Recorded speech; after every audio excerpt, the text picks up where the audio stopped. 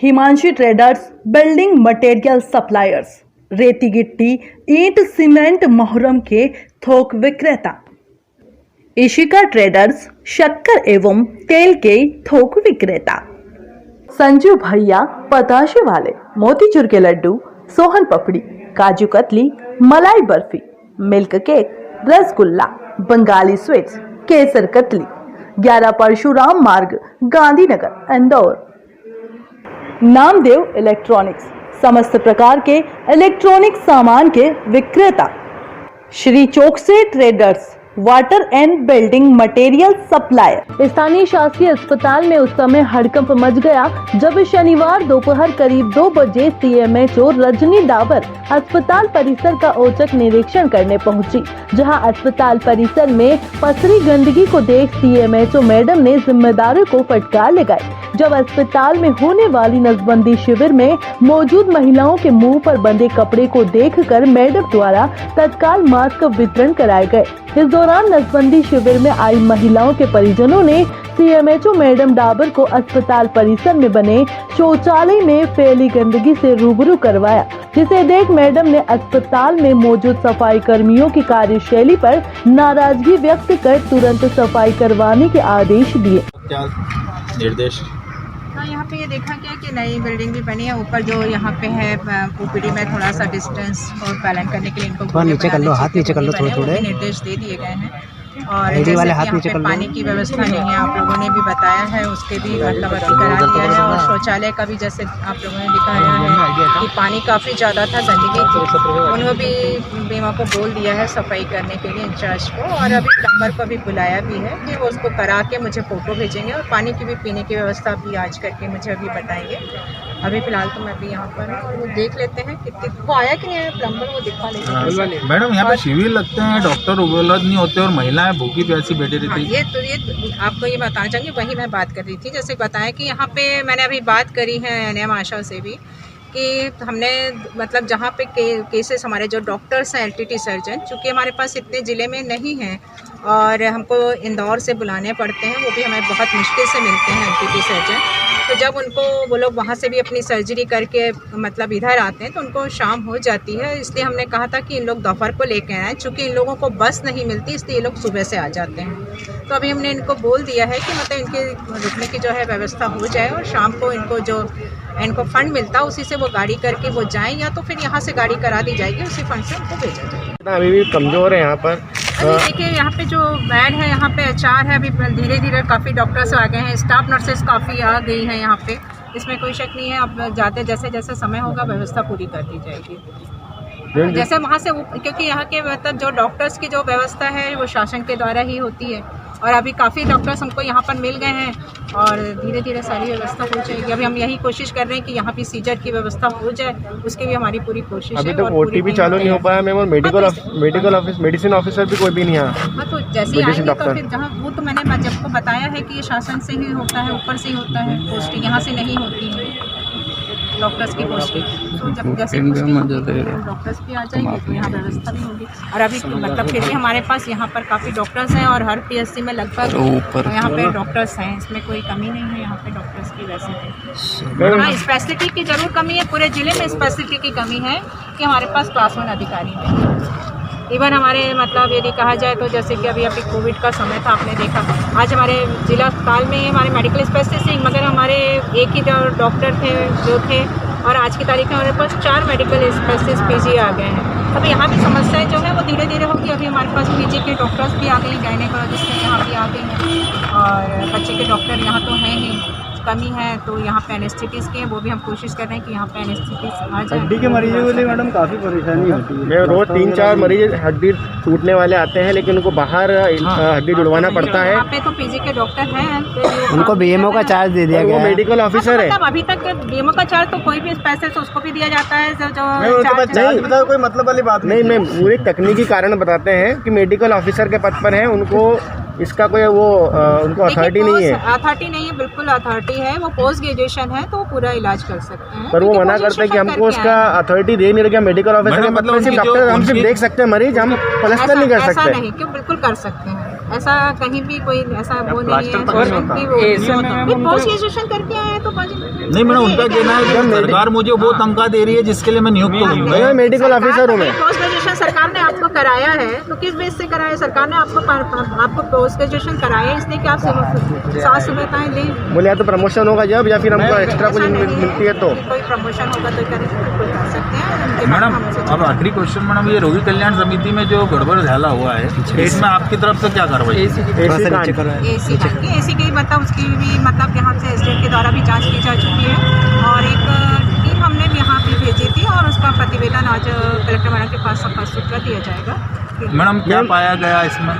जो भी होगा वो बता दिया जाएगा, जो है वो निष्पक्ष वहाँ पे रख दिया जाएगा मैडम के पास, कि जो भी पनिशमेंट होगा या नहीं होना है वो बात।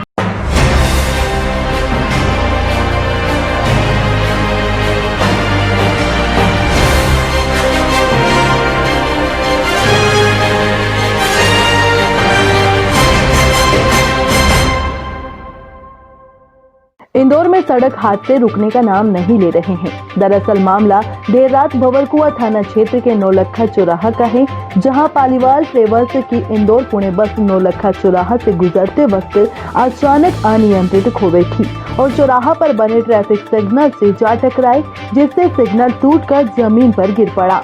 हालांकि इस घटना में कोई जनहानि नहीं हुई है। तत्काल सूचना मिलने के बाद मौके पर पहुंची स्थानीय पुलिस ने बस ड्राइवर को हिरासत में लेकर बस को जब्त कर लिया है। गनीमत रही कि उस वक्त बस में कोई भी यात्री मौजूद नहीं था, वरना कोई बड़ी दुर्घटना हो जाती। हम तो खाना खा रहे थे और आते से सामने से गाड़ी और खंभा उड़ा दिया उन्होंने। कौन सी गाड़ी थी है? ये बस किसी को लगी तो नहीं भैया? नहीं लगी, किसी को नहीं है। लगी किसी को नहीं है। इसमें कोई सवारी वगैरह? सवारी वगैरह कोई नहीं थी। ये बोल रहे टायर बदलने जा रहे भाई, ऐसा बोल रहा था ड्राइवर। तो आपका नाम बता दो। मेरा नाम धीरज प्रताप। एक्सीडेंट हुआ है, एक सरकारी पोल को ट्रैफिक के तोड़ा गया, लेकिन किस तरह की जनहानि तो नहीं? नहीं, उसमें कोई जनहानि नहीं हुई है। पता चला है कि वो बस पोल से टकरा गई है, उससे कोई जनहानि नहीं हुई है। हाँ सर, ये कहाँ की घटना है कुछ पता चला? ये नौलखा चौराहे की घटना है। सर ड्राइवर को किस तरह की चोट वगैरह? नहीं, कोई चोट का नहीं बताया अभी। कोई सवारी वगैरह सर? नहीं, कोई बस में कोई सवारी नहीं थी।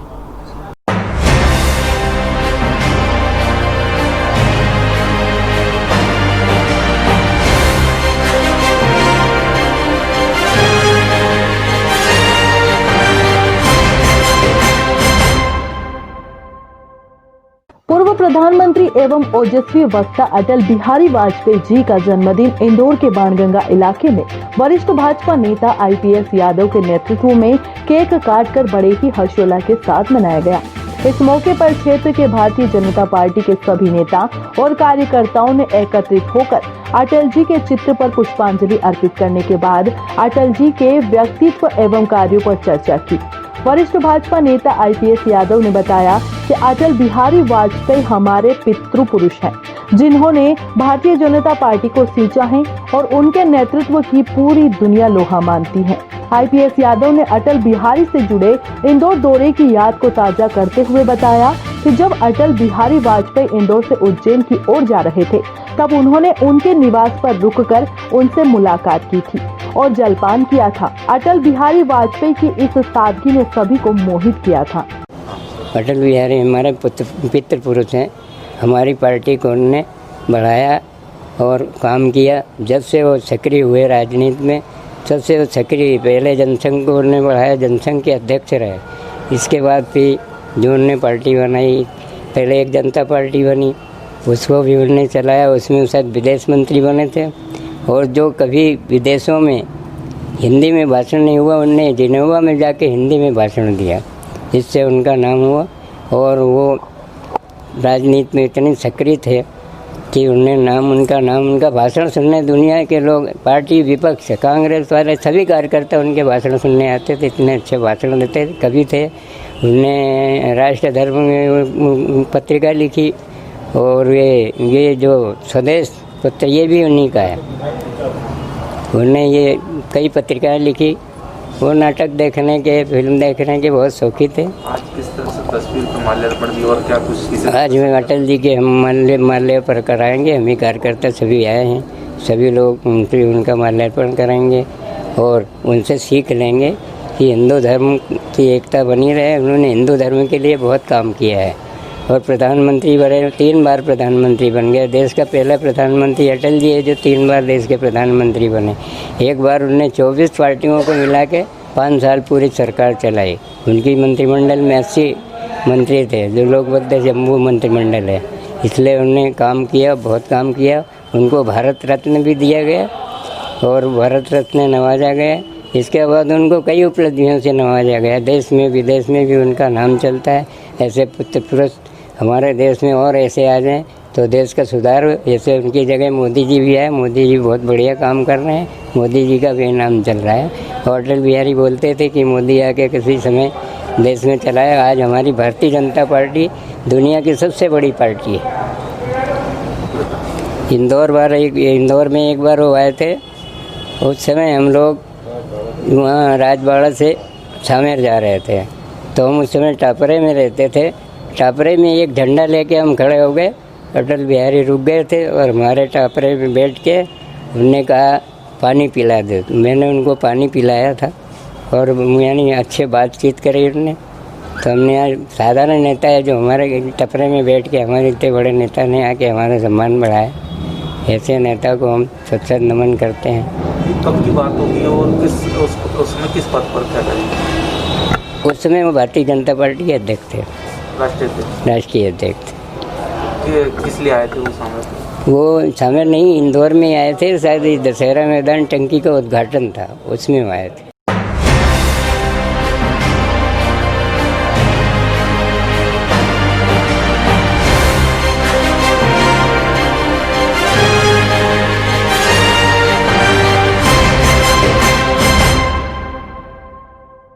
इंदौर में 7 वर्षीय लापता हुए बच्चे को पुलिस ने गूगल की मदद से परिजनों को ढूंढ के बच्चे को 4 घंटे के भीतर ही माता पिता के हवाले कर दिया। जी हाँ, जहाँ अत्याधुनिक साधन हमारे जीवन में काफी महत्वपूर्ण है, वही कई बार ऐसे साधनों के कारण सही इस्तेमाल से हम अपना जीवन काफी सरल और आसान बनाने जा रहे हैं। कुछ ऐसा ही भंवरकुआं थाना पुलिस ने कर दिखाया है, जहां अभिनव नगर में रहने वाले एक 7 वर्षीय बच्चा हिमांशु खेलते खेलते अपने घर से दूर बाजार में आ गया और रास्ता भटक जाने के कारण परेशान होने लगा। तभी गश्त कर रहे 2 पुलिस कर्मियों की नजर उस पर पड़ी और बच्चे से पूछताछ की तो बच्चा कुछ नहीं बता पा रहा था, जिसे बाद में पुलिसकर्मी थाने लेकर पहुंचे। चॉकलेट और उपहार देकर पुलिसकर्मियों ने बच्चे को विश्वास में लिया। जब उसने अपने घर का पता मालवा शिवनी गांव का जिक्र किया, तभी पुलिस ने गूगल की मदद से उस गांव का पता निकाला और संबंधित थाने से जब बातचीत की गई तो संबंधित पुलिसकर्मियों को बच्चे की फोटो भेजी गई। संबंधित पुलिस ने फोटो दिखाकर पता लगाया कि अभिनव नगर में ही रहने वाले रवि नामक व्यक्ति का 7 वर्षीय बेटा हिमांशु है। तत्काल पुलिस ने परिजनों से हिमांशु का नंबर लेकर उसे फोन कर बच्चे की जानकारी दी। थाने पहुंचकर माता पिता की आंखों से आंसू भराए और पुलिस को धन्यवाद करते हुए नजर आए, जिसके बाद पुलिस ने बच्चे को माता पिता के पास सकुशल 4 घंटे के भीतर ही सुपुर्द कर दिया। वहीं जाते जाते नैना मासूम हिमांशु भी पुलिस अंकल को धन्यवाद करता नजर आया। हाँ, आज एक बच्चा मिला था हमारे एक आरक्षक को। उसने उसका नाम पूछा तो उसने बताया कि शिवनी मालवा का हूँ, इससे ज़्यादा कुछ बता नहीं पा रहा था वो। तो फिर उसके गूगल सर्च करा, पता निकाला वहाँ से, वहाँ के एक जवान से बात करी शिवनी मालवा के, तो उसने बताया कि ये रवि रघुवंशी का बेटा है और ये अभिनव नगर इंदौर में रह रहे हैं अभी। तो फिर रवि रघुवंशी का पता कर उसके घर पता करा, उसको बुलवाया और उस बेटे को उसके सुपुर्द किया।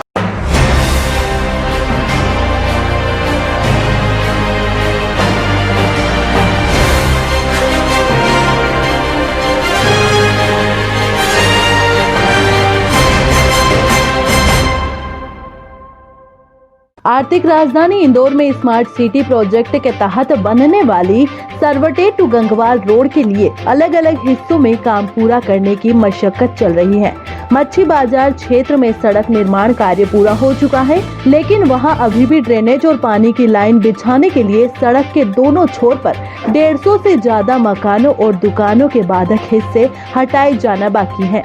इसी कड़ी में आज ADM Ajay Dev Sharma, additional SP और निगम के अपर आयुक्त देवेंद्र सिंह के साथ मौका मुआयना किया, दरअसल पिछले 2 दिनों से निगम की टीम क्षेत्र में बिछाई जाने वाली ड्रेनेज और पानी की लाइनों के लिए नपती के साथ निशान लगाने की कार्य में जुटी हुई है। आपको बता दें कि 3 साल पहले निगम ने बड़े पैमाने पर मुहिम चलाकर क्षेत्र से बाधक निर्माणों को हटाया था और उसके बाद तेजी से क्षेत्र में सड़क निर्माण का काम भी किया था, लेकिन कुछ क्षेत्रों में अभी भी सड़क निर्माण का कार्य बाकी होने के साथ ड्रेनेज और पानी की लाइनों के कारण विकास कार्य रुका हुआ है। सर, आज आपने मछली बाजार का दौरा किया है, यहाँ पर किस तरह की तकनीकी समस्याएं हैं जिनसे निजात दिलवाने के लिए आज दौरा किया गया है, किस तरह का विकास कार्य किया जाएगा? मच्छी बाजार से जो दरगाह चौक तक का जो रोड है, इसका रोड वाइडनिंग का काम पहले भी हुआ है। ये स्मार्ट सिटी का रोड है और नगरीय विकास की एक जो परिवहन की जो धारा है, मुख्य धारा से जोड़ने के लिए भी ये प्रमुख रोड के रूप में कलेक्टर महोदय के निर्देशानुसार अपर आयुक्त नगर निगम और एडिशनल एसपी साहब के साथ हमने इसका दौरा किया है। इसमें जो फुटपाथ के काम है वो शेष हैं। जैसे ही फुटपाथ के काम हो जाएंगे तो जो अनावश्यक रूप से वाहन खड़े रहते हैं या जो कुछ शॉपकीपर्स हैं जो बाहर अपना फालतू में सामान रोड पर रख रहे हैं, उसको भी हटा दिया जाएगा। तो उसी के परिप्रेक्ष्य में हमने आज ये दौरा किया है और नगर निगम के अधिकारियों का ये कहना है कि जो यहाँ के रहवासी हैं उनको वो 3 दिन का समय दे रहे हैं और उनसे बातचीत भी चल रही है। यदि वो स्वयं में ये कार्रवाई कर लेंगे तो हो जाएगा, अन्यथा हम लोग 3 दिन बाद इसमें जो वैधानिक कार्रवाई उसके अनुरूप जो फुटपाथ में जो बाधा का अतिक्रमण है उनको हटाते हुए फुटपाथ निर्माण का काम चालू करेंगे।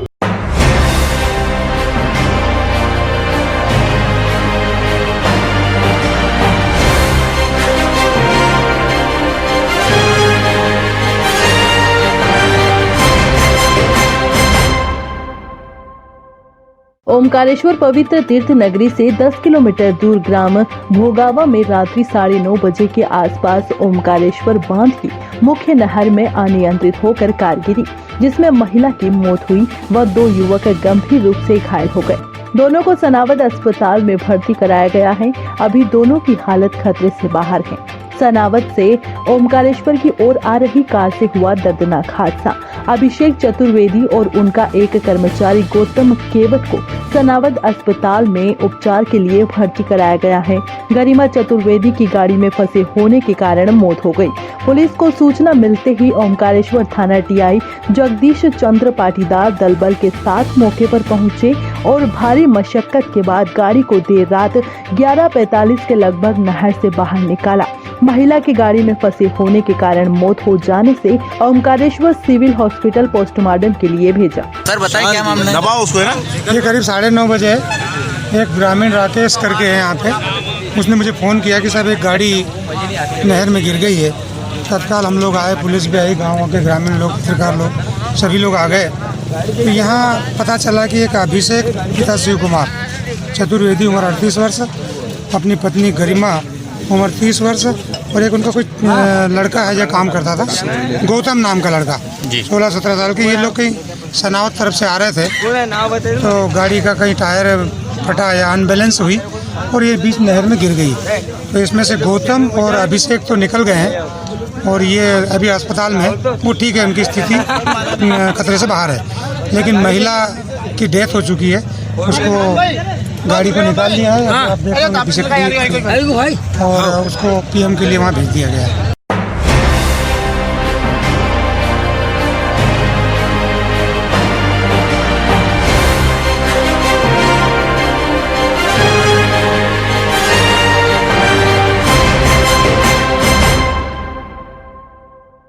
आज देवास में क्रिसमस के पर्व पर अंतर्राष्ट्रीय सेवा संगठन रॉबिन हुड आर्मी द्वारा गरीब बस्तियों में जाकर गरीब बच्चों को तरह तरह के खेल खिलवाए गए।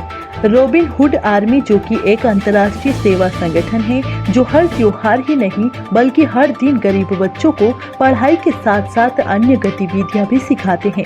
संस्था के सदस्य बच्चों की शिक्षा के साथ साथ उनकी अन्य जरूरतों का भी पूरी तरह से ध्यान रखते हैं। संस्था समय समय पर गरीब बस्तियों में खाना वितरण का कार्य भी करती है। संस्था का मुख्य संदेश है कि खाना इतना ही बनाएं जितनी जरूरत हो और अगर खाना बच भी जाए तो गरीब लोगों को वितरण करें। ये रॉबिन हुड आर्मी कब से चालू है सर? रॉबिन हुड आर्मी को देवास में 4.5 साल हो चुके हैं। अच्छा, तो आज क्या प्लान था सर आपका? हमारा एनुअल इवेंट रहता है क्रिसमस में, हम बच्चों को कुछ भी खाने का आइटम या चॉकलेट्स वगैरह बांटते हैं, गेम्स की एक्टिविटीज़ करवाते हैं। तो ये सिर्फ फेस्टिवल सीजन पे ही रहता है या डेली बेसिस पे भी आप कुछ करते हैं बच्चों डेली के लिए? बेसिस पे हमारे जो फूड डोनर हैं वो अगर हमको कुछ भी खाने का सामान डोनेट कर दें या सरप्लस फूड हमको मिल जाए अच्छा तो डेली तो हम वो करते हैं। और हमारे एनुअल इवेंट रहता है रॉबिनहुड आर्मी के 15 अगस्त, 26 जनवरी और ये क्रिसमस का 25 दिसंबर। अच्छा, और आपको कितने साल हो गए रॉबिनहुड आर्मी से जुड़े हुए? मुझे रॉबिनहुड आर्मी में 3.5 साल हो चुके हैं। देवास चैप्टर 4.5 साल पुराना है। अच्छा अच्छा अच्छा। और आगे क्या प्लान, मतलब आप ऑडियंस से क्या कहना चाहते हैं, हमारी ऑडियंस से आप? ऑडियंस से यही कहना चाहेंगे कि सरप्लस फूड का थोड़ा सा ध्यान रखें। कहीं भी अगर खाना बचता है तो उसको वेस्ट ना जाने दें।